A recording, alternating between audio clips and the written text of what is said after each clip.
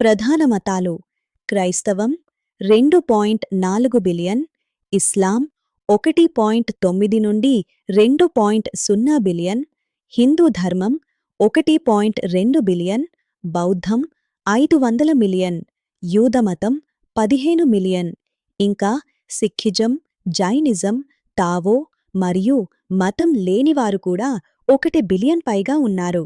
ఇప్పుడు ఒక్కొక్క మతాన్ని సినిమాటిక్గా చూద్దాం. ప్రపంచంలోనే అత్యంత పురాతనమైన జీవన విధానం హిందూ ధర్మం, సనాతన ధర్మం. ఇది మతం మాత్రమే కాదు, ఇది ఒక లైఫ్ సిస్టమ్. ప్రపంచవ్యాప్తంగా సుమారు 1.2 బిలియన్ అనుచరులు ఉన్నారు. హిందూ ధర్మానికి ఒక ఫౌండర్ లేడు.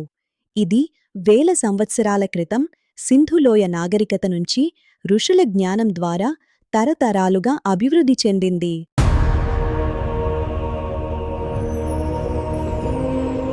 విశ్వగురు